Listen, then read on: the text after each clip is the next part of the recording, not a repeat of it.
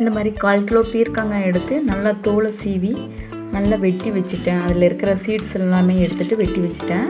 ஒரு கடாயை வச்சு எண்ணெயை ஊற்றிட்டு கொஞ்சம் ஒரு கைப்பிடி அளவுக்கு கொஞ்சமாக உளுந்து போட்டுட்டு பெருங்காய போட்டு நல்லா வதக்கிட்டு கருவேப்பிலை வத்தல் இதையும் போட்டு நல்லா வதக்கிட்டு வெங்காயம் பூண்டு தக்காளி இந்த 3ஐயும் போட்டு நல்லா வதக்கிட்டு இருக்கிறப்பமே கொஞ்சம் ஒரு எலுமிச்சை சைஸில் 1/2 எலுமிச்சை சைஸ் அளவு புளியும் சேர்த்துட்டு நல்லா வதக்கிட்டு அதுக்கப்புறம் இந்த பீர்க்கங்காயும் அதில் போட்டு நல்லா வதக்கிட்டு உப்பு போட்டு கொஞ்சம் மல்லி இலையும் போட்டு நல்லா வதக்கிட்டு கொஞ்சம் மூடி வச்சுட்டேன். ஏன்னா பீர்க்கங்காய் கொஞ்சம் வேகணும் இல்லையா, அதனால் மூடி வச்சுட்டு ஒரு 5 நிமிஷம் கழித்து திறந்து திரும்ப 2 கிளறி விட்டு அதுக்கப்புறமா கொஞ்சம் ஆற வச்சுட்டு மிக்சியில் போட்டு அடித்து எடுத்துக்கிட்டேன்.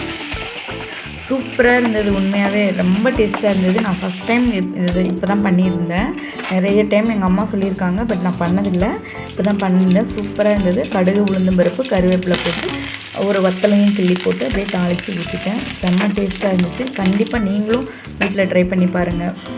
இன்றைக்கான குட்டி மெசேஜ் என்னென்னா, ஏழைக்கு நம்ம கடன் கொடுக்கறது கடவுளுக்கே கொடுத்ததுக்கு சமமாக.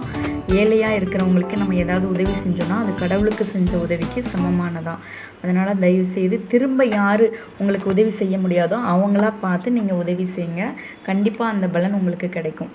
இந்த வீடியோ உங்களுக்கு பிடிச்சிருந்தனா ப்ளீஸ் லைக் பண்ணி ஷேர் பண்ணி மறக்காமல் சப்ஸ்கிரைப் பண்ணிக்கோங்க. தேங்க்ஸ் ஃபார் வாட்சிங்.